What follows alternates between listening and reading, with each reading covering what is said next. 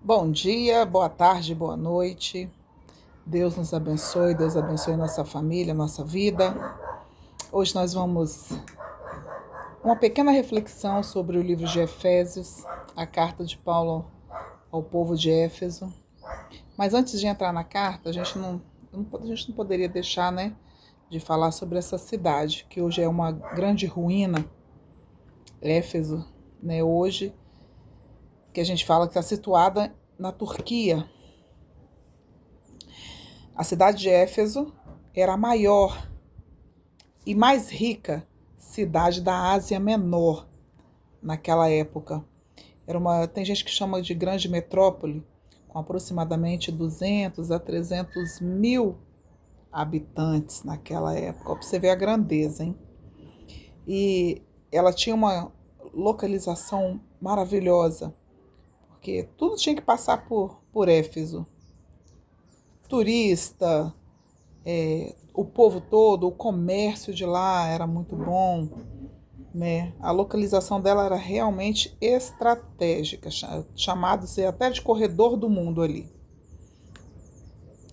E o desenvolvimento era muito bom, o político, o cultural, o educacional, turismo, como eu já falei, mas também conhecida como suas imoralidades, prostituição, feitiçaria, bruxaria, satanismo e sedução.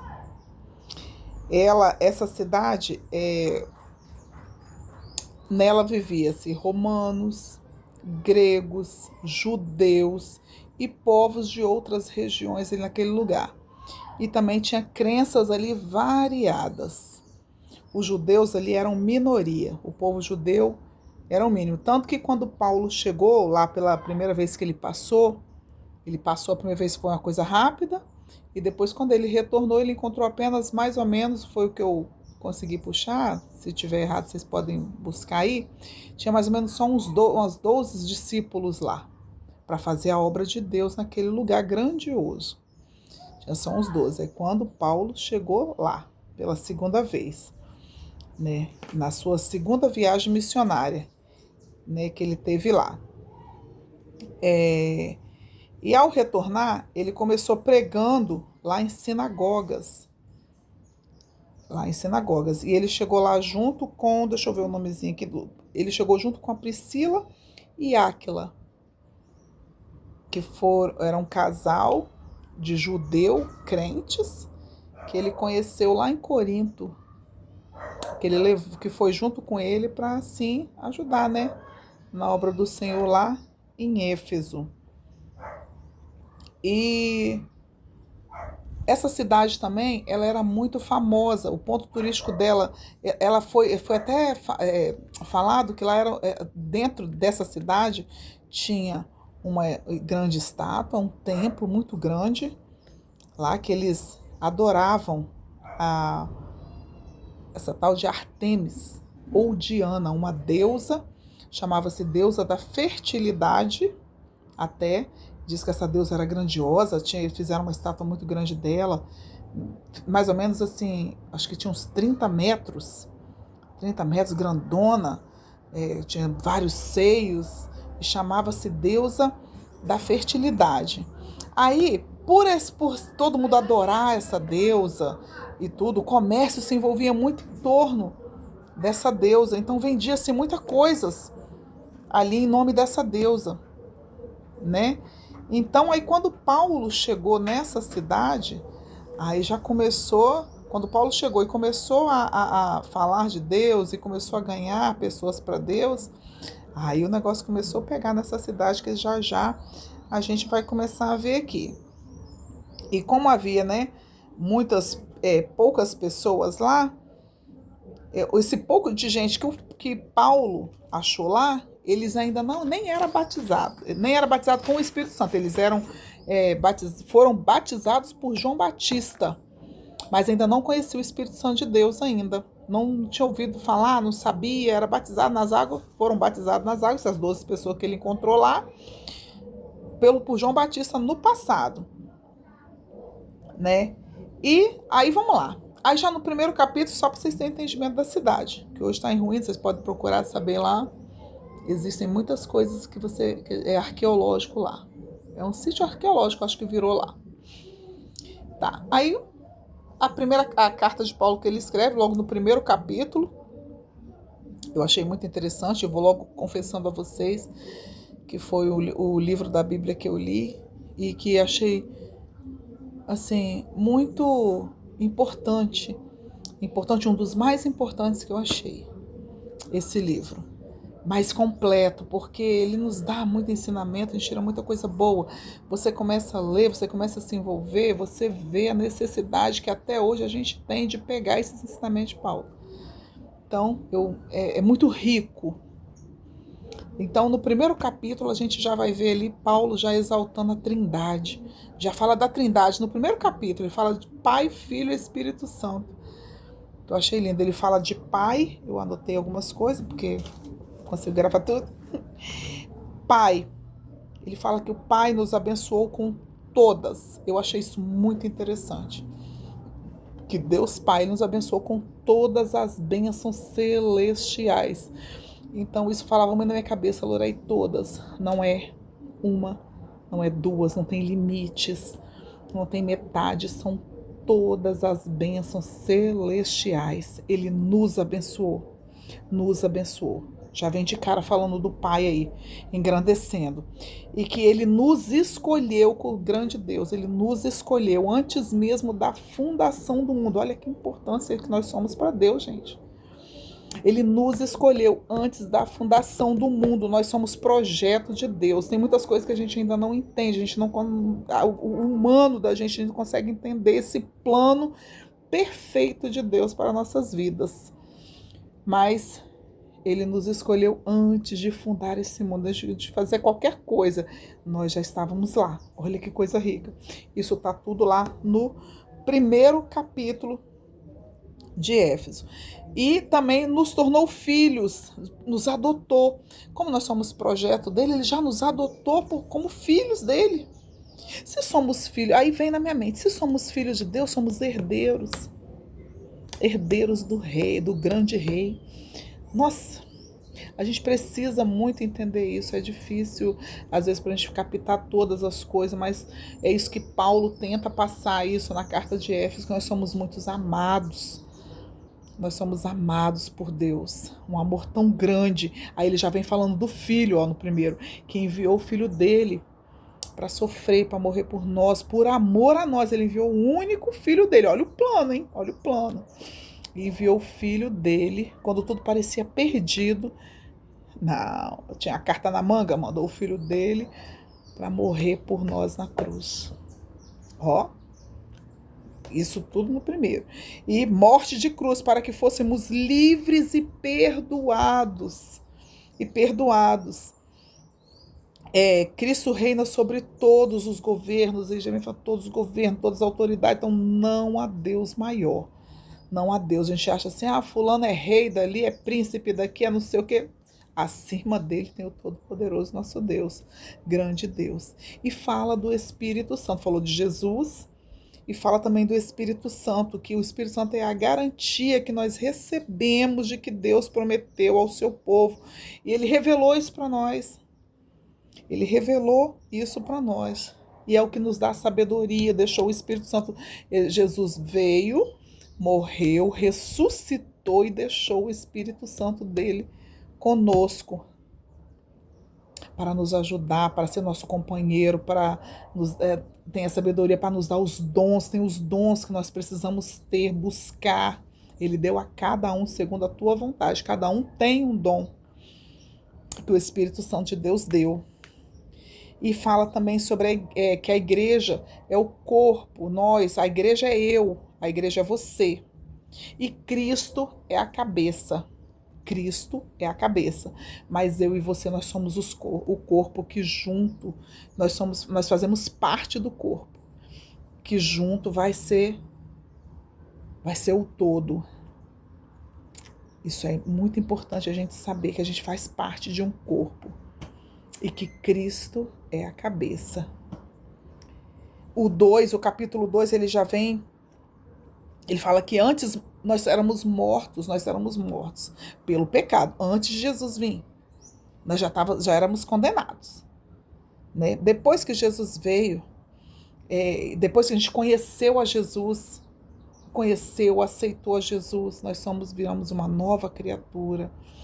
A gente era morto, nós vivemos de novo, mudamos a nossa identidade. Ele também, no capítulo 2, ele fala para a gente se afastar do mal, ser sábio, né? Paulo fala sobre oração também, muito oração, orar, que é a importância da oração, para a gente poder compreender a grandeza de Deus, a graça de Deus, e que possamos ser cheios do conhecimento de Deus, se achegar a Deus através da oração. A oração é um canal, é um meio, é o que conduz a gente a conhecer mais a Deus, a gente conversar com Deus, a gente falar com Deus, se expor a Deus, ser amigo de Deus, através da oração, buscar Deus em oração, né? E pede também para que os cristãos, ele pede também para o Paulo, nessa carta, ele pede também no capítulo 3, para que orem por ele, na época que ele estava preso, quando ele escreveu essa carta ele estava preso. Então ele pede também para os cristãos orar por ele, para ele continuar a levar a mensagem, onde que todos possam conhecer a verdade e ser salvo. Paulo orava, intercedia por todos, né? Ele mandou cartas para várias igrejas, mas ele também pedia que orasse por ele. É igual hoje. Hoje, uns orar pelos outros, pegar a dor do outro, né? E pedir a Deus para abençoar. Às vezes a gente pensa só na gente, né? Ah, Deus abençoa eu, abençoa a família, tal. Não, orar pelo outro. Enquanto você está orando pelo outro, Deus está olhando para você, pela sua família, pela sua vida. Enquanto você está intercedendo pela vida do seu irmão, né? Aí o capítulo 4, Paulo vai falar sobre ministérios, sobre comportamento, sobre a unidade e comunhão, humildade, amor, paciência, perdoar. Paulo fala muito em perdoar, que a gente tem que perdoar uns aos outros, né? A comunhão dos irmãos, ele fala muito sobre isso. E ele fala também para a gente usar os dons espirituais para edificar a igreja. Então a gente tem que pedir o Espírito Santo de Deus que revele a nós o nosso dom, que todos nós temos. Então qual é o seu dom? Você sabe qual é o seu dom? Tem que pedir isso para o Espírito Santo de Deus, para revelar em nós. Uns têm dons de profetizar, outros têm dons de revelação, outros têm o dons de abençoar alguém, e Deus dá todas essas condições para a gente. Então, é isso aí. O capítulo 5, ele fala da importância de ser santo e se afastar do pecado, né? E isso acontece muito hoje na nossa vida. O capítulo 5, se afastar do pecado. Como é difícil, né? Porque o pecado, o pecado é gostoso, é prazeroso, o mundo é prazeroso, o mundo tá aí, ó, cheio de coisas oferecendo. Mas para a gente se afastar desse mundo, porque nós não somos daqui, nós somos do céu. O nosso reino não é aqui, é no céu.